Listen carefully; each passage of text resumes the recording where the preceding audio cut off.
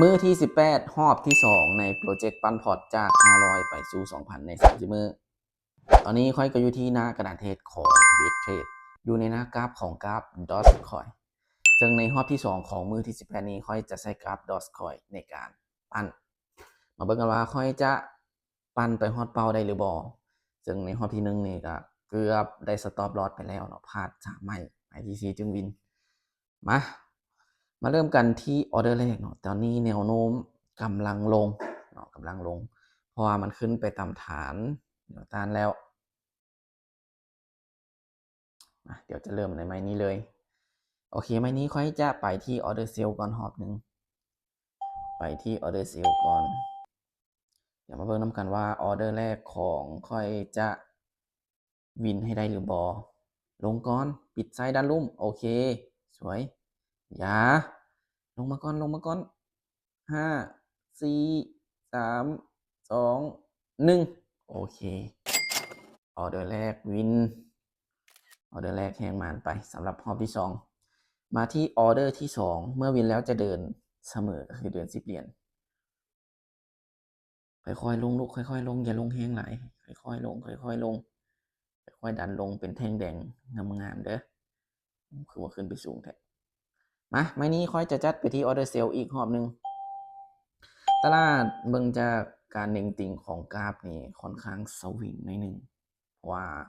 มีการแบบสวิงของกราฟดีดขึ้นดีดลงค่อนข้างว่าแหงในหนึ่งขึ้นสูงแท้ขึ้นสูงแท้ขึ้นสูงแท้โอ้กืนกิน5แท่งเลยเต๋าจนไปฮอดฐานเลยโอ้แหงซื้อเข้ามาหลายไม่นี่จะคูณเงินมาเป็น15เนาะไม่นี่ตอนนี้นี่ตามฐานพอดีเนาะแล้วมีคนตั้งขายไม่นี่ค่อยจะเซลล์อีกรอบนึงก่อนเซลล์ลงมาก่อนคิดว่าน่าจะกลับลงมาอีกก่อนหอบนึงคาดว่าจะขึ้นไปลงมาลูกลงมาอย่าทะลุได้ดันลงมาดันลงมาดันลงมาดันลงมาเดี๋ยวมาเบิ่งน้ำกันว่ามันจะสามารถลงมาได้บ่มาเบิ่งน้ำกันเอาเดี๋ยวนี้ลงมาลูกดันลงมาก่อนดันลงมาดันลงมาโอเค3 2ดีลงมาก่อนโอ้ยกลับขึ้นมาเป็นเขียวจนได้เนาะเป็นแท่งน้อยๆมาตอนนี้ค่อยพลาดมา2ออเดอร์แล้ววันนี้ค่อยจะคูณเงินมาเป็น30เนาะคูณเงินมาเป็น30มาวันนี้ค่อยจะเซลล์อีกรอบนึงเนาะค่อยจะเซลล์อีกรอบนึงปิดเต็มๆลูกปิดเต็มๆโอ้เป็นแท่งน้อยอีกละแบบนี้ค่อนข้างเสี่ยงแต่โอกาสลงก็ยังมีลงมาลูกลงมาขอก่อนไม่นี้เนาะบ่อยากคูณเงินไม่ทีซีอีกอันคูณเงินไม่ทีซีนี่อันตรายแฮงเหลือเวลาอีก5 4 3 2 1สวยงามมาถือว่าเฮาวินไปในการคูณเงินไม้ที่3ตอนนี้เมื่อวินแล้วจะกลับมาเดิน10 เหรียญคือเก่าตอนนี้กำไรมาแล้วอยู่ที่38ยังเหลืออีก10บาทโอ้ดีดกลับคืนตามฐานแล้วลงคืนไม้นี้มาไม้นี้ค่อยจะเซลล์อีกรอบนึงเซลล์อีกรอบนึงเมื่อมันตามฐานแล้วมีโอกาสโอ้อย่าฟ้าลงลูกมีโอกาสที่จะมีแห่งขายพักดันราคาลงมาแต่ว่าลงยาวแบบนี้ค่อนข้างเสี่ยงคำว่ามันอยู่ใกล้ฐานเมื่อกี้มีโอกาสลงค่อนข้างสูงคำว่าทิ้งไส้แบบนี้ค่อนข้างเสี่ยงที่จะกลับตัวขึ้นไปดันลงมาลูกดันลงมาตามฐานแล้วดีกลับโอ้ขึ้นไปซ้ำมันขึ้นไปปิดราคาด้านเถิงซ้ำว่าเป็นยังเมื่อพลาดไม่นี่ค่อยจะคูณเงินมาเป็น15มาเป็น15พอเมื่อกี้ออกไป10 เหรียญเอาพลาดค่อยคิดว่าน่าจะยังไปต่อบ่ได้เนาะมาขายอีกความนึงน่าจะยังขึ้นบ่ได้เทื่อแล้วโอ้ลูกคือสูงแล้วคันขึ้นสูงขนาดนี้ค่อนข้างเสี่ยงเลยลงมาพักตัวก่อนบ่ก่อนที่จะไปลงมาพักเป็นแดงก่อนแท่งนึงก่อนที่จะไปลูกอย่าฟ้าวอย่าฟ้าวใจเย็นๆลูกอย่าฟ้าวแหงซื้ออย่าฟ้าวเด้อโอ้ยลงมาก่อนลูกลงมาก่อนอ่ามันทะลุยาวเนาะยาวเกินไปเสี่ยงเลยไหมเนี่ยปิดให้ก่อนได้บ่ลูก ดันลงมาลูกดันลงมาโอเคสวยโอ้ยเกือบอ้าวไม่นี่ค่อยบ่ได้คูณเงินโอ้บ่ได้คูณเงินครับ2เทื่อแล้วเนาะลืมปรับเงิน15เมื่อกี้น่าจะกดคูณเงินแหละแต่ว่าไปกดเขาอันนั้นเลยบ่เห็นเนาะมาไม่นี่ค่อยจะตามออเดอร์บายเลยเนาะทะลุแล้วแบบนี้นี่มีโอกาสขึ้นยาวแล้วบัดนี้นะนี่ขึ้นไปเลยลูกทะลุขึ้นไปแล้วก็ขึ้นไปเลยที่ว่าพักตัวแท่งนึงแล้วขึ้นแล้วก็จะขึ้นเลยเนาะแฮงขายดันกลับขึ้นมาซ้ำโอเคบ่เป็นยังไม่พลาดเนาะไม่นี้จะคูณเงินมาเป็น15ย่อมาหาฐานเก่าก่อนเนาะน่าจะเบรกเอาก่อนออกโตเนาะก่อนที่จะขึ้นไปเลยถ้าแท่งนี้มีการขยับขึ้นไปอีกหน่อยนึงนี่เดี๋ยวจะเตรียมออเดอร์บายเลยโอ้คือลงจังซั่นโอ้ถ้าลงแบบนี้เซลแทนเด้อไม่นี้จะไปที่ออเดอร์เซลเลยนี่ไปที่ออเดอร์เซลเนาะคูณเงินมาเป็น15ลงมาลูกลงมาหลอกซ้ายหลอกขวาอยู่โอ้ไม่นี่จะได้คูณเงินเป็นไม้ที่3อีกแล้วเนาะโอ้พลาด2ไม้ติดอีกแล้วพลาด2ไม้ติดอีกแล้วมาไม้นี้ค่อยจะคูณเงินมาเป็น30เนาะ1 2 3โอเค30เหลือโอกาสอีก2ครั้งเนาะมาไม้นี้ค่อยจะจัดไปที่ออเดอร์บายเด้อจัดไปที่ออเดอร์บายตามแนวโน้มของมันบอกว่าสิลงอีกไหมนี่ขึ้นไปเลยลูกขึ้นไปลูกขึ้นไปขึ้นไปอย่าเห็ดจังสันอย่าเห็ดจังสันขึ้นไปลูกยาวๆขึ้นยาวๆขึ้นยาวๆขึ้นไปอีกโอเคสั้นละสั้นละ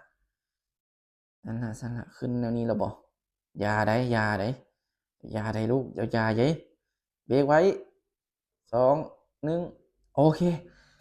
จนการใจใส่เนาะทุกคนอันตราย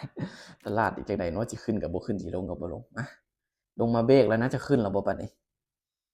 เมื่อวินแล้วไม้นี้จะกลับมาเดิน10เหรียญเดิน10เหรียญ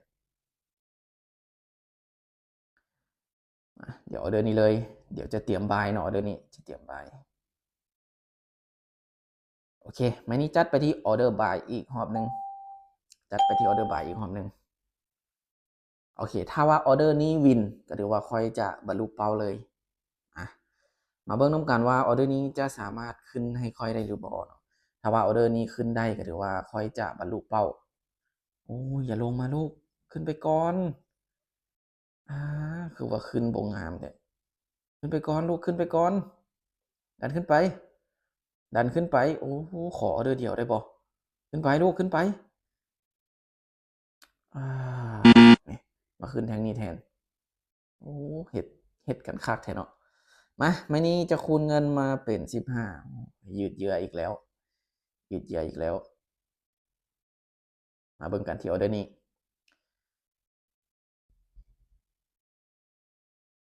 นิ่งๆไว้ลูกนิ่งๆไว้เหลือใช้เหลือราคาคาดหวังด้านเทิงมามื้อนี้ค่อยจะจัดไปที่ออเดอร์บายอีกรอบนึงบายอีกรอบนึงขึ้นไปลูกไม้นี้ขึ้นไปอย่าว่าได้สิได้คูณเงินมาที่3อีกขึ้นไปขึ้นไปดันขึ้นไปอย่าลงมาอย่าลงมาขึ้นไปโอเคไอ้ขึ้นไปให้ดีใจหน่อยเดียวขึ้นไป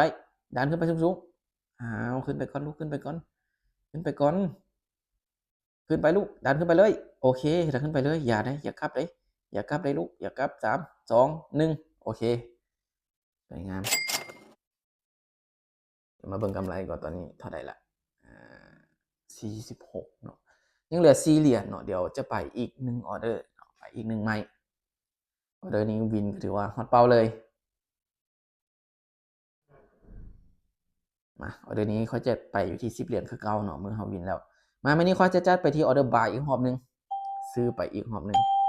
อีกออเดอร์เดียวเท่านั้นขอออเดอร์นี้พอขอขึ้นออเดอร์นี้พอขึ้นไปลูกโอ้ยตัวลงมา3บัดนี้โธลงแฮงอีกพุ่นน่ะพุ่นน่ะโธเฮ็ดใส่ใจกันคักแท้ มันสิบ่ให้วินติดต่อกันแน่บ่เนาะเบิ่งแหมวินเรตโคตรต่ำเลยออกออร์เดอร์ไปโคตรหลายมาผ่านแล้วมื้อนี้จะคูณเงินมาเป็น15คือเก่าเงินมาเป็น15คือเก่าย่อมาดันลุ่มอีกแล้วเนาะมามื้อนี้ค่อยจะไปออร์เดอร์บ่ายอีกรอบหนึ่งบ่ายอีกรอบหนึ่งมื้อนี้คูณมาเป็น15เนาะขอห้องมื้อนี้ขึ้นได้บ่ออเดอร์นี้ขึ้นก็ถือว่าฮอตเป้าแล้วเนาะโอเคซั่นแหละลูกขึ้นไปขึ้นไปอย่าเด้อย่าเด้เจ้าจะเฮ็ดจังซั้นเจ้าจะเฮ็ดจังซั้นดันขึ้นไปก่อนดันขึ้นไปก่อนเอาอุ๊ยอย่าเฮ็ดจังซั้นลูกดันขึ้นไปอย่าโอ้ยขึ้นไปลูกขึ้นไปขึ้นไป3 2 1โอเคโอ้เนาะเกือบเนาะเดี๋ยวมาเบิ่งกำไรก่อนฮอดเป้าจนได้เนาะทุกคนโอ้กว่าจะฮอดเป้าได้นี่ทุลักทุเลแฮงเนาะตลาดนี่เฮ็ดกันคักเนาะบ่วินติดต่อกันฮอด2ไม้เลยเนาะมีแต่พลาดติดต่อกัน2ไม้รอบที่2ของมื้อที่18เนาะออกออร์เดอร์ไปโคตรหลายเลย2 4 6 8 10 12 13ออร์เดอร์ใน13ออร์เดอร์นี่วิน6ออร์เดอร์วิน6ออร์เดอร์พลาด7ออร์เดอร์โอ้อัตราชนะน้อยแฮงเนาะ อัตราชนะรวมของมือที่18อยู่ที่47.36เนาะกำไรพอดีตามเป้าเลย50.25เดี๋ยวไปป้อนกำไรก่อนกลัวจะฮอดกำไรนี่ก็บ่ธรรมดาเนาะในมื้อนี้นี่ตลาดค่อนข้างว่าสวิงเนาะบ่ไปตามเทรนด์ปานใดเนาะซับซ้ายซับขวาอยู่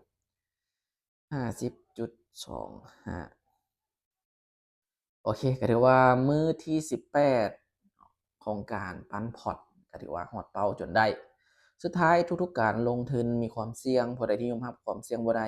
ข้อยบ่แนะนำให้เข้ามาในวงการนี้เพราะว่าความเสี่ยงมันสูงแรงผู้ใดที่ยอมรับความเสี่ยงได้สามารถเข้ามาปรึกษาแลกเปลี่ยนข้อมูลกันได้ข้อยเองพร้อมให้คำแนะนำ